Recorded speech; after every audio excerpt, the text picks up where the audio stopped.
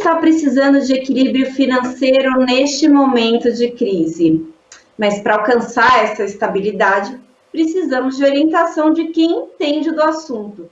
Por isso, o Alesp Conecta de hoje recebe o especialista em finanças, Fabrício Guerato. Fabrício, seja muito bem-vindo à Rede Alesp. Eu que agradeço, muito obrigado pelo convite. Fabrício, uma pessoa que ganha um salário mínimo, ela pode começar a poupar, ela pode ter sonhos ousados como comprar carro, comprar casa, é possível?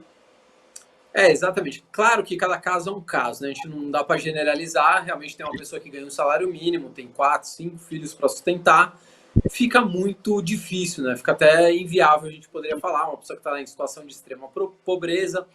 Mas essas pessoas não são a maioria. A gente precisa parar com aquela história de passar sempre a mão na cabeça das pessoas. Ai, mas quantas dívidas tem a pessoa? O brasileiro ganha pouco, senão a gente não vai sair do lugar. A pandemia mostrou muito isso, né? Um monte de gente passando necessidade, a fome voltou em vários lugares e com pessoas que conseguiriam ter guardado dinheiro e não guardaram justamente por uma falta de comportamento. Então, a educação financeira tem muito mais a ver com comportamento do que realmente com quanto você ganha. Então, respondendo a sua pergunta, sim, é possível, na maioria das vezes, uma pessoa que ganha um salário mínimo guardar dinheiro. Não só é possível, como é necessário, né? Preciso. Uhum. Fabrício, um dos maiores problemas que a gente viu aí desde o início da pandemia foi o impacto financeiro, isso é indiscutível, né? Notamos que boa parte das empresas não mantinham um planejamento financeiro, uma reserva de emergência. Essa mentalidade, ela precisa mudar? Eu costumo falar que as pandemias, né, ou qualquer guerra, enfim, elas aceleram mudanças que já estavam em curso. E a educação financeira vem sendo melhorada nos últimos 5, 10 anos. As pessoas estão até essa função, né, que os nossos canais de educação financeira, a imprensa, todo mundo faz, está causando uma revolução. Mas a pandemia, a gente fala que forçou a educação financeira. Por quê? Ninguém quer sentir uma dor que está sentindo agora, né? A dor do desemprego, a dor da falta de dinheiro, a dor da fome. Então as pessoas obrigatoriamente vão ter que mudar de comportamento, porque elas com certeza não vão querer passar pelo que elas estão passando nesse momento. Então a educação financeira vai ser acelerada por causa da pandemia, e os dados já começam a mostrar isso. Então, por exemplo, a inflação teve uma forte desaceleração, falando errado aqui, desaceleração. Por quê? Justamente porque as pessoas pararam de consumir, porque falou, opa, não sei o meu dia de amanhã, tá todo mundo perdendo emprego. Então as pessoas não continuaram com aquele comportamento como se não houvesse o amanhã. Então já é uma mudança. A captação na poupança, apesar de ser um investimento muito ruim, a captação aumentou, ou seja, as pessoas voltaram a guardar dinheiro. Então, com certeza, a gente vai ter um outro país, não é que vamos ter um país de primeiro mundo do ponto de vista de educação financeira por causa da pandemia, mas teremos um outro Brasil por causa da pandemia. A dor vai fazer muita gente mudar o comportamento. Fabrício, colocar os ganhos e os gastos na ponta do lápis é o suficiente para a gente melhorar a visão financeira do que a gente tem? Ou é necessário algo mais profundo, mais técnico aí, para que a gente consiga organizar o que a gente ganha e o que a gente gasta? O que a gente fala quando a gente encontra com uma pessoa extremamente endividada, a gente só consegue ver um problema, combater um problema, se a gente souber qual é o problema. E muitas pessoas que estão endividadas, elas não querem enxergar o problema, justamente porque aquilo vai causar um desconforto. Então ela sabe que ela tem dívida, mas se você perguntar quanto exatamente você tem de dívida, ela não sabe responder. Se você perguntar no que exatamente você gasta mais dinheiro, ela não sabe responder, justamente porque ela não quer enxergar a realidade, porque aquilo vai causar um desconforto. Então a primeira coisa que uma pessoa que quer mudar de vida deve fazer é o seu espelho financeiro. Por que a gente chama de espelho financeiro? Porque é justamente um espelho, você se olhar frente a frente, face a face, do ponto de vista financeiro e entender exatamente o que está acontecendo. Como que você consegue isso? Colocando absolutamente tudo num papel e vendo exatamente o que está acontecendo para a partir daí você começar a traçar os planos. Enquanto você não enxerga o problema que você está vivendo, isso vale para qualquer área da nossa vida, a gente simplesmente não consegue combater aquilo que a gente não consegue exatamente identificar, né? Fabrício, o parcelamento é uma boa alternativa para o dia a dia? É uma forma bacana de você administrar ali o que você tem? Na verdade, assim, o parcelamento, por exemplo, você vai para os Estados Unidos, você não para na loja e você, quero parcelar em 6 vezes. Você paga e leva o seu produto, né? Ponto final. Aqui a gente adotou essa cultura do parcelamento. Se o brasileiro não parcelar, ele não tem nada. Isso é uma grande mentira. Porque se ele não parcelasse, ele teria aquilo daqui 4, 5, 6 meses, mas teria do mesmo jeito e não teria nenhuma dívida. Ele juntaria dinheiro de novo e teria mais outra coisa. Então se criou essa cultura do parcelamento que é extremamente nociva, né? Péssimo a gente ter essa cultura do parcelamento. Então, para uma pessoa que não é controlada financeiramente, jamais parcele qualquer tipo de coisa. Então, eu costumo falar que o parcelamento é muitas vezes você antecipar algo que você não pode ter naquele momento. Então, sempre o ideal é pagar absolutamente tudo à vista. E a maioria das coisas que as pessoas parcelam nem são coisas essenciais, são coisas supérfluas. Então, o supérfluo, principalmente, jamais parcele. A gente precisa acabar com essa coisa. O pessoal acha até engraçado. Todo mundo tem uma dívida, todo mundo... Não, a gente não tem que achar normal ter uma dívida. A gente tem que achar normal não ter dívida, ter uma vida financeira organizada. É isso que a gente tem que achar normal. Uhum. Você falando, eu lembrei da minha mãe, que ela fala assim, não, eu não parcelo não, se eu não tiver o dinheiro eu não compro. Minha mãe pouquíssimas coisas ela parcela e assim, 3 vezes ela já está reclamando, muita coisa, porque ela não quer comprometer o orçamento aí durante um bom período, né? Fabrício, me fala uma coisa, qual que é o maior pecado que as pessoas podem cometer aí quando a gente fala de finanças? Bom, primeiro que a gente acabou de falar que é dívida, né? Essa mania de parcelar, que é muito ruim você controlar as finanças com um monte de parcelamento no meio, né? Então é extremamente ruim. Pô, você tem uma parcela, aí vai acabar daqui 2 meses, acabar essa, mas tem outra que você adquiriu e vai ter mais 6 meses. É muito ruim esse controle. Então a primeira coisa é não fazer dívidas. A segunda coisa é mudar o comportamento. A gente aprende extremamente errado. O que a gente aprende? Olha, o dinheiro que sobrar, guarda. Né? Foi assim que eu aprendi, talvez você também. E o correto é, o primeiro dinheiro que entra, a gente guarda, a gente investe. E a gente vive o resto do mês com o resto. Então, por exemplo, eu ganho R$1.000 por mês. Eu defini uma meta, vou guardar R$50 todos os meses, 5%. Guardei meus 50, eu vou viver com 950. Mas 950 é muito pouco para viver. 1.000 também é muito pouco. Ok, então a gente tem que solucionar o problema de outra forma. Eu preciso complementar a minha renda. Como que eu complemento a minha renda? Eu vou empreender, eu vou ter um emprego fixo e vou também ter um trabalho que eu vou empreender, ou vou começar a desenvolver um projeto para no futuro poder largar um emprego, enfim. Então tem essa questão também. Às vezes o problema não está somente enquanto você guarda, mas obviamente você também vai ter que ganhar mais dinheiro e a gente geralmente ganha mais dinheiro empreendendo.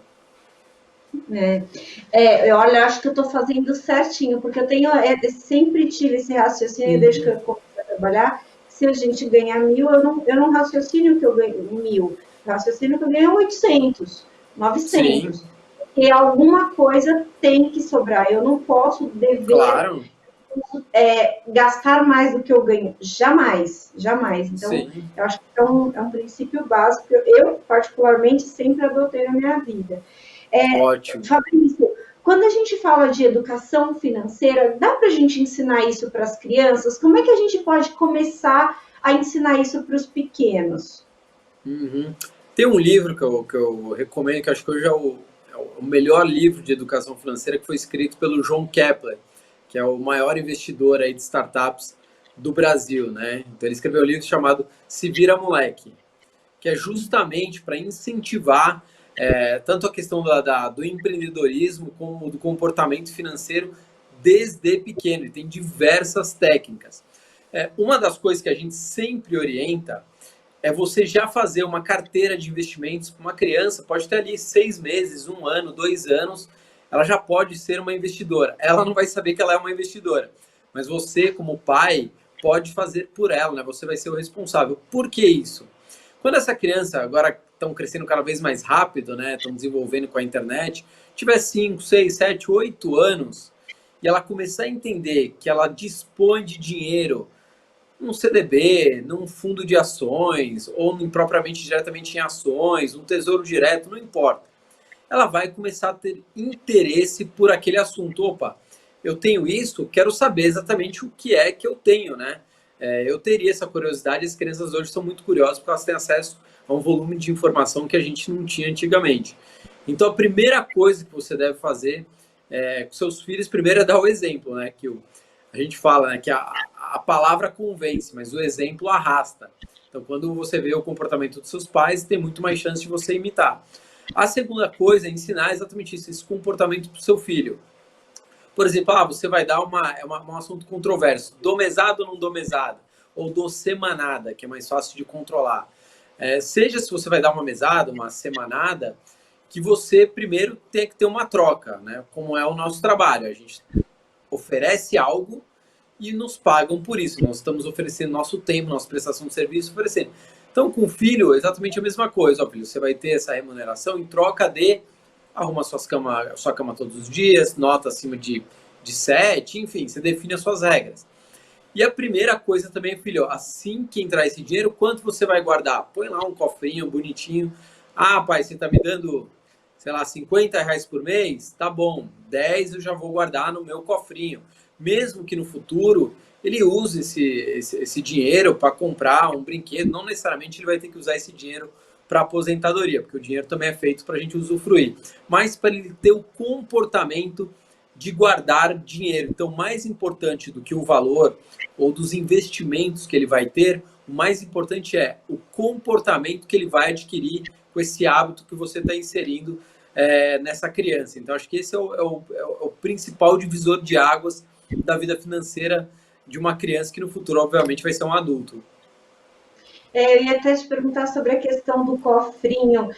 Me parece que tanto a mesada quanto o cofre é uma forma de dar uma responsabilidade ali, comedida para a criança, dela saber, olha, eu tenho em caixa X, né? Eu posso. Pode até ser aquele cofrinho que conta o valor que tem no final, que aí é uma forma bacana dele, até, eu acho que até divertido, né? Da gente fazendo, eu vou chegar a tal meta, né? É como um jogo.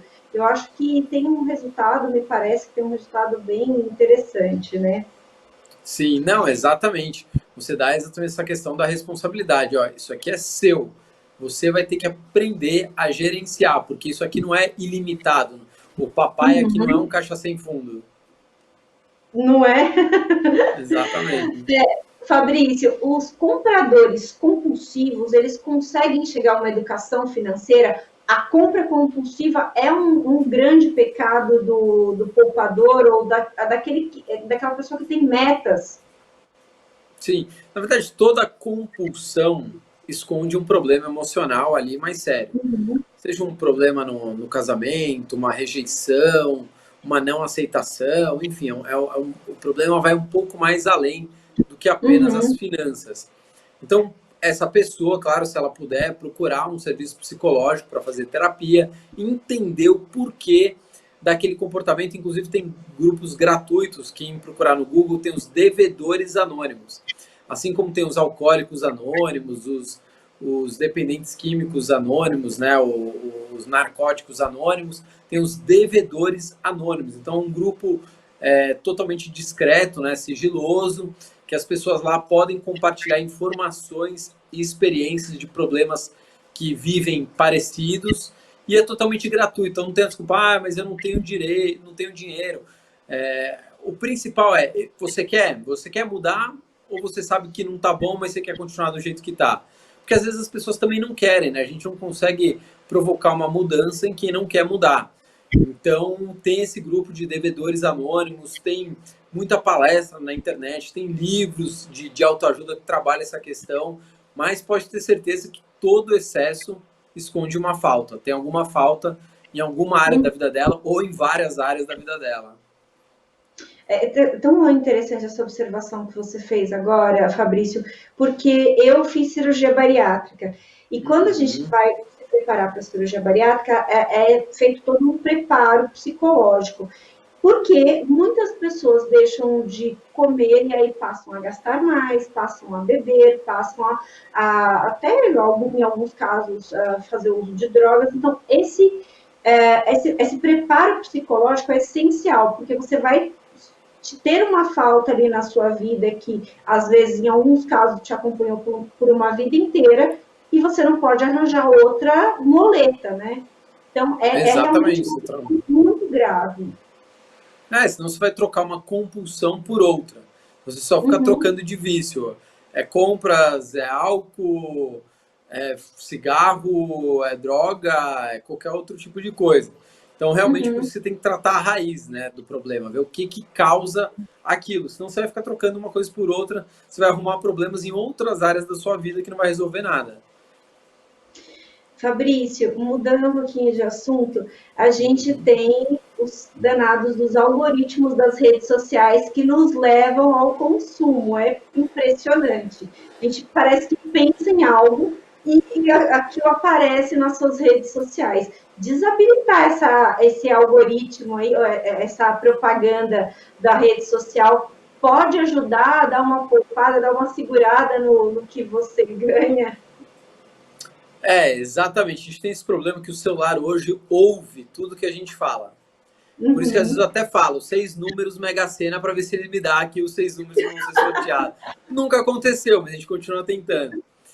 Então, se você fala, nossa, eu queria tanto, preciso comprar sapato, vai aparecer propaganda de sapato. Então, isso o algoritmo ele ouve. Seu celular ouve absolutamente tudo. Eles falam que não, mas ouve sim. Então, começa por aí o problema. Segundo que a gente sempre fala, se um olho te faz cair, corta, né? Então, por exemplo, conheço pessoas que são ricas e não têm cartão de crédito. Por que não tem? Porque elas sabem que se elas tiverem cartão de crédito, elas não vão conseguir se segurar. Então, simplesmente, elas não têm cartão de crédito mesmo tendo um altíssimo poder aquisitivo. Então, é a mesma coisa. Se a rede social está te causando uma ansiedade, você fica se comparando, rede social todo mundo é feliz, todo mundo é magro, todo mundo é a ilha de caras, né? A rede social. Então, se você não pode ter uma rede social, desabilita, mesmo que seja por um tempo. Fala, quer saber? Vou desabilitar aí por 30 dias, vou colocar como meta, depois eu vejo. Eu já fiquei, por exemplo, agora não porque a gente trabalha com isso, mas eu já fiquei a ficar mais de um ano sem rede social, tudo certo, não morri, sobrevivi, estava tudo ok. Então, essa pessoa pode fazer esse tipo de coisa. Tá te fazendo mal? Tá te causando um problema em outra área? Simplesmente corta. Não tá dando para gerenciar? Corta. Porque a gente sempre vai ser bombardeado por informações daquilo que a gente quer. E não é porque estão lendo o nosso cérebro, não. É porque estão escutando exatamente tudo que a gente fala. Então, é por isso que sempre a informação do que a gente quer, além dos algoritmos de busca, né? Você buscou lá televisão, de repente começa a chegar coisa no seu e-mail, começa a chegar coisa de tudo quanto é lado sobre televisão. Mas se você falar também a palavra quero comprar uma televisão, também vai começar a chegar um monte de coisa. Poxa vida! Fabrício, quem entende desse mercado financeiro, de investimento, fala em nomes como bolsa, tesouro direto, fundos de investimento, fala de uma série de termos que não é comum a todo mundo. Uma pessoa que é leiga, ela consegue ir por esses caminhos, fazer esses investimentos, e quais os riscos que uma pessoa leiga, que não entende exatamente do que se trata um produto e outro, pode ter, né, em ir por um caminho sem orientação? Exatamente. Não dá para você se enfiar em nada que você não entende, né? Seja qualquer área da sua vida, não só a área financeira. Então, se você tem ali um investimento que estão te oferecendo e você não entende o que é, primeira coisa, não aceite. Não quer dizer que alguém está tentando te roubar, não quer dizer isso. Mas você está ali investindo o principal ativo da sua vida, que não é o dinheiro. O principal ativo da sua vida é tempo. Porque quando você ganha dinheiro com trabalho, você deu tempo para alguém, para o seu patrão, para as pessoas, você deu tempo de vida e ninguém sabe quanto tempo ainda tem para conquistar aquele dinheiro. Então, quando você está fazendo um investimento, você está pegando o seu tempo e investindo em algo. Então, será que vale a pena você investir em algo que você não sabe exatamente o que é? Muito provavelmente não. Então, hoje, a gente acabou com aquela desculpa de mas eu não tive educação financeira. Mas eu não entendo. Principalmente para as mulheres, a gente tem a nossa campanha Mais Uma, né? Hashtag Mais Uma, para atrair mais mulheres para o mercado financeiro. Mas meu marido que cuida disso. Como se a mulher não pudesse cuidar das próprias finanças, né? Então, a gente precisa parar de ficar inventando um monte de desculpa, porque a internet nivelou o nível de conhecimento. Então, o que eu tenho acesso na internet é o mesmo que o Bill Gates tem acesso, é o mesmo que o Donald Trump tem acesso. A internet é pública, é acessível e é gratuita. Então, ela nivelou o nível de conhecimento. Todo mundo com um smartphone, um computador, um laptop, um iPad, seja lá o que for, consegue ter acesso a conhecimento gratuito. A imprensa está aí, vocês fazendo o trabalho de vocês.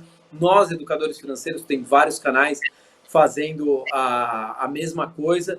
Então, não tem mais desculpa para falar, não, mas eu não invisto porque eu não entendo. Eu deixo meu dinheiro na poupança porque o resto é complicado. Não, não é que é complicado, é você que é uma pessoa preguiçosa e não quer ir atrás, porque a informação está aí e está gratuita para todos. Fabrício, como que deve ser a estrutura ou planejamento de quem perdeu o emprego e aí está numa situação difícil, né? Deve investir, deve ir atrás de outro trabalho? Como é que pode ser aí para essa pessoa que acabou de ser demitida, tem uma rescisão na mão e aí falta de perspectiva, no sentido de que estamos no meio de uma pandemia? Sim, sim. Diferente de alguns anos atrás, antigamente o pessoal perdia o emprego e não tinha o que fazer. Hoje você consegue ganhar dinheiro cuidando do cachorro de uma outra pessoa, fazendo um jantar na sua casa, recebendo gente na sua casa, dirigindo o seu carro, alugando o seu carro. A internet possibilitou uma infinidade de fontes de recurso. Vou te dar um exemplo aqui. Vamos supor que você more numa favela aqui de São Paulo. Você é diarista, tá? Ou seja, você não está indo na casa das pessoas, porque as pessoas não querem pessoas de fora na casa por causa do coronavírus, então você ficou sem receita.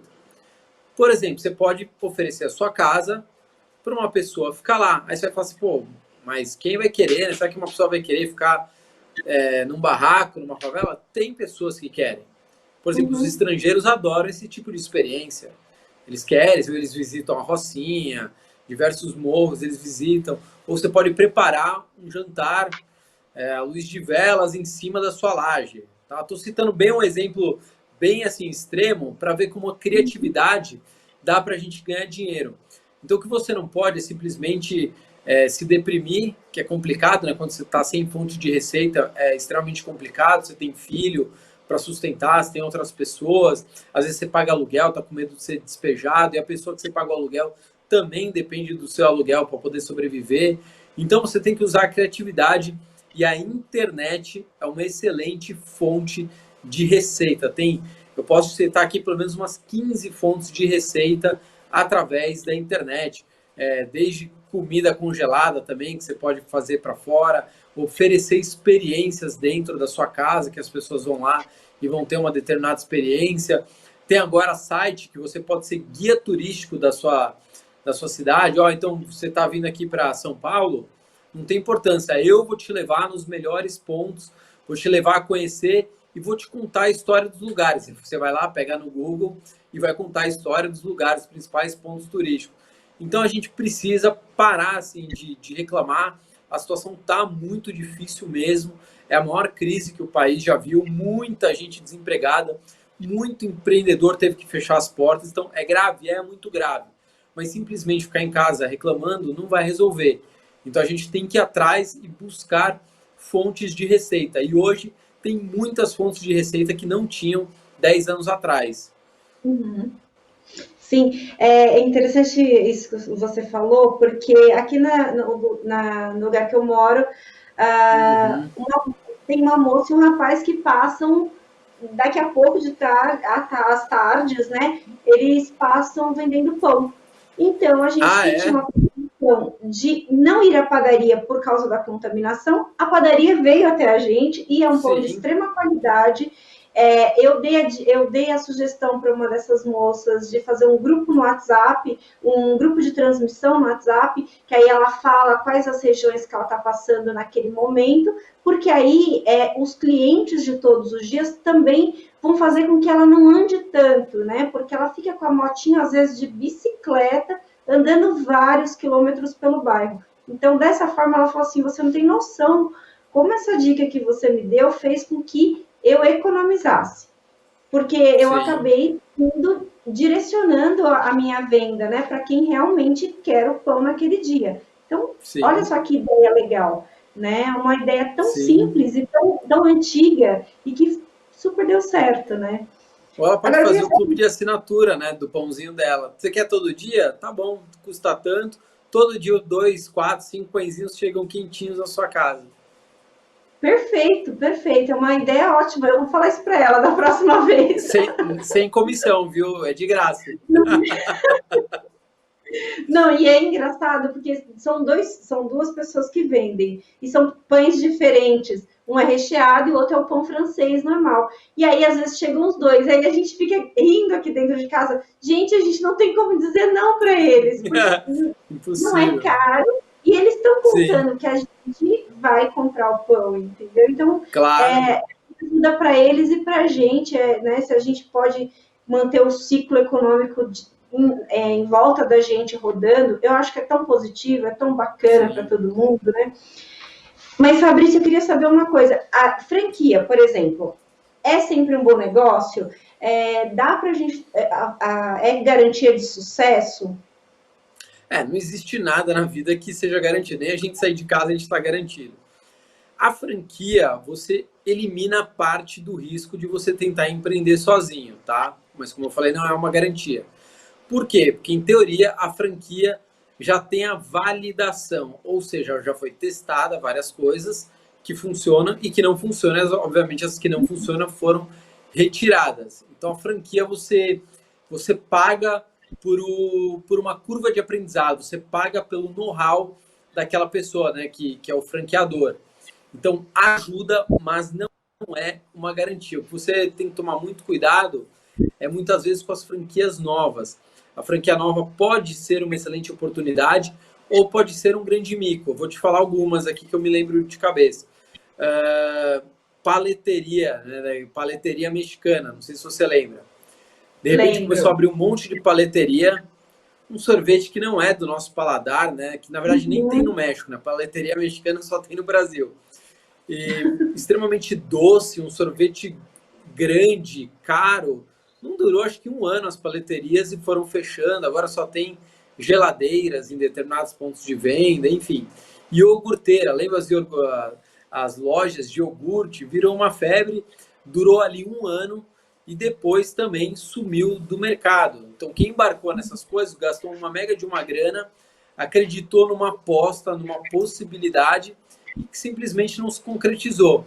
Quando você está interessado realmente numa franquia, você recebe uma coisa chamada COF.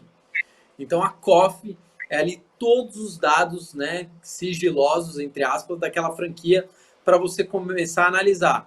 E a segunda coisa que, obviamente, você tem que fazer, que você vai receber uma lista de todos os franqueados, é ir lá e conversar com os franqueados de preferência. Eu sei que nesse momento de pandemia está um pouco mais complicado, mas conversar lá pessoalmente. Deixa eu ver, deixa eu entender, vale a pena, não vale? Quais são os riscos? Quais são os problemas? Às vezes aquele franqueado vai falar, ó, o que conta muito nesse modelo de negócio é o local, o ponto. Então, se você tiver um bom ponto, tá ok, ó, ponto tem que ser de esquina. Ou não, toma cuidado com isso aqui, o lugar não pode ser muito grande, você tem que ter uma loja de determinada coisa de até 50 metros quadrados.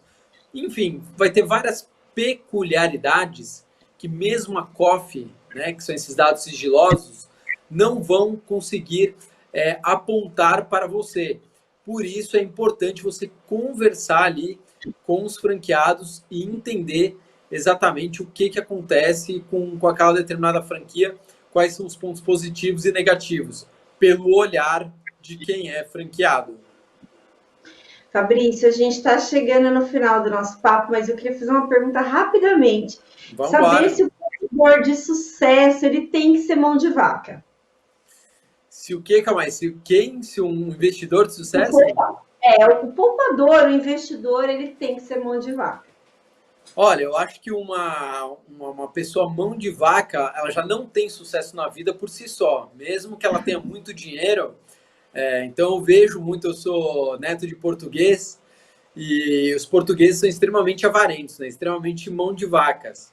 E não vivem, né? Vivem guardando dinheiro como se o caixão fosse ter uma gaveta.